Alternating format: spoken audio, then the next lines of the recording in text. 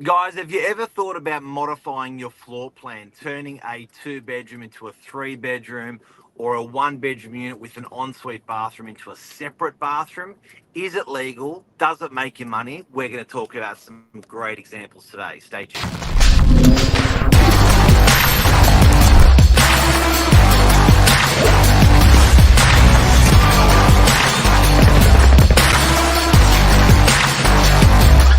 I'm the ringleader, so listen up.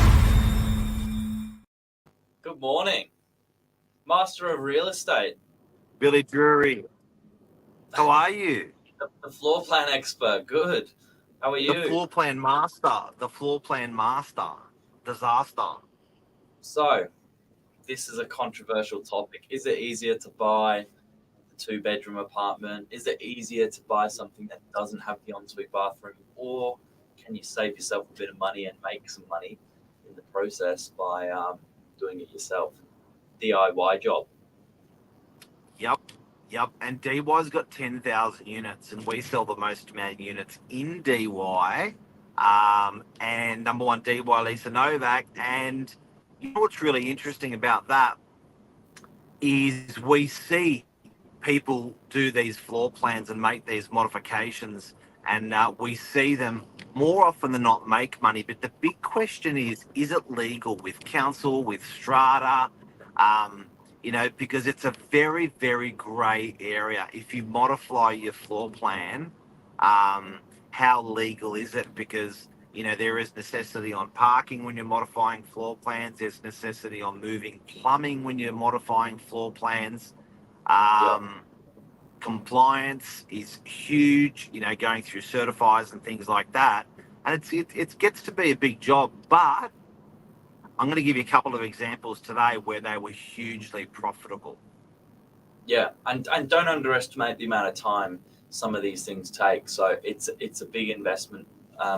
Almost being like a bit of a project manager for a short while, but there certainly is an upside to it. And it's interesting. Out of all the properties that we do sell, there's quite often one or two hidden gems, thrown in there a year where they've just got so much potential for it. And it's quite often the buyer that wants to do the work, they often find it. It doesn't go like unmissed.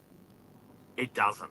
And some of these, in the olden days, a lot of these one bedrooms were built with ensuite bathrooms. And what I mean by ensuite bathroom is if a guest comes to visit, they have to walk through your bedroom to get to the bathroom.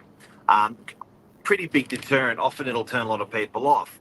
Now, I've seen examples where people have said, you know what, the kitchen's on the other wall of the bathroom. If I actually redesign that kitchen, which I'm going to do anyway, I put a doorway through to the bathroom that was an ensuite, and I close off the ensuite door, permanently brick it up. That could be a separate bathroom. And I've seen it successfully done, and people make 50 grand from the exercise just on that tweak. Yeah, it's a really good change, and where possible, it's smart, as you say, particularly if you're going to include it into some other renovations or some updates. That's a good one for the one bedroom. That's a good one for the one bedroom. Now, the one bedroom, the hybrid, the one bedroom that wants to be a two bedroom, often we'll see floor plans where there's such huge one bedders that there's been an opportunity where there's been a window, an area, which was a study or something, which could easily take a wall and take a doorway, and you could call that a second bedroom. Yeah. Is it Here's legal? Well, is it legal? As long as you've got a window, absolutely. You can call it a bedroom. If it doesn't have a window, but you've got the space, you might just want to do it anyway and call it a guest room or a study. Particularly, so many people are working from home these days. It's nice to have that separation where you can close the door and lock your work life away. But yeah, absolutely, it's legal. You just got to go through the process. Here's something that most people wouldn't know. When a to build a car space for a developer sometimes can cost as much as 100 grand, because what they have to do is they have to pay council for having the benefit of the car space. They also have to dig sometimes an extra basement level to provide car spaces for the additional units that they're doing on the new building. So it can cost 100 grand. So there is a hack with developers where they won't put in that second bedroom. They won't put in the wall. They'll call it a media room. Doesn't have a wall. Essentially, it's a 2-bedroom unit, but they don't have to put that necessity of a second car space onto the 2 bedrooms. So with councils, there's a ratio. Once you go over to 2 bedrooms and 3 bedrooms, they want you to do more often than not, an additional car space. So developers of late have been, doing these hybrid 2-bedders or 1-bedders where they're essentially a 2-bedroom. They're a wannabe 2-bedroom, but they're a 1-bedroom. They're selling it as a 1, but people pay the price because they see that example of that second bedroom that they can take. Pretty clever because the developer doesn't have to do the car space. Bit of a hack in the marketplace, and a great upshot if you're buying something new and you're looking at these floor plans and you're going, hang on a sec, that's a pretty damn big 1-bedroom. That's why. That's probably why. There you go. I got a question, however. If you've got the opportunity to make a second bedroom, and that means it fits a bed and it fits a coffee table next door to it, is it always going to make you money? Because if it feels a bit like Harry Potter's room under the staircase, is that attractive? Or is it better to leave it open? More often than not, it's attractive. And to give you exact dimensions, if you can get, because we did 85 units like this with a developer, we were really scientific with it. If you're a 3x3 bedroom, we can successfully sell that as a king. If you're a 2x8x3, it's sort of more like a double room. It got down to 2.5, and that was starting to by 3, and that was squeezy. So I reckon if you're less than 2.5 by 2.5, don't even bother. Okay, that's good. That's a good tip, because I've seen some conversions, and I was actually looking at doing this myself, where it would have felt a little bit like a closet under the staircase. Yeah, but you know what? It's a great way if you're a first home buyer, you're getting on an entry level. It's a great way to take an upshot out of your property if you can spot that. The thing is, you're going to pay more for your property. So everyone's going to be thinking a similar thing to you, most people.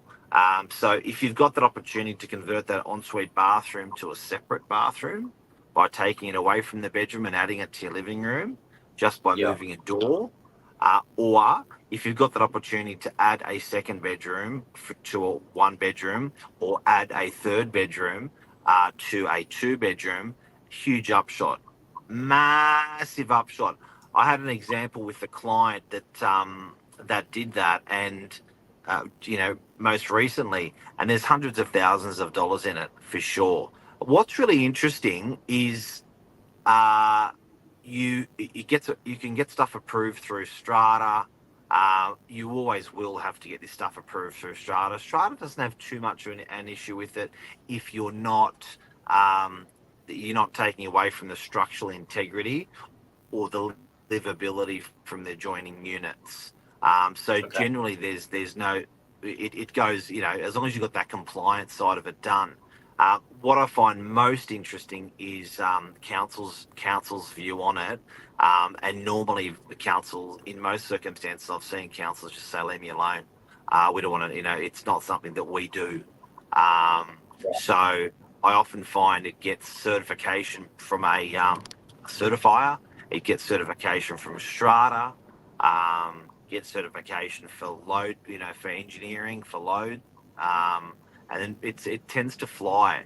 So where I have a concern is advertising. That's so more often than not, as an industry, I'm seeing these conversions advertised as 3-bedders that were 2-bedders. Yeah. No one's got an issue with it. Really interesting. Not a solicitor, not a buyer, not a no one. Another question: how do you spot before you buy the property in the strata report whether you're going to run into problems or not?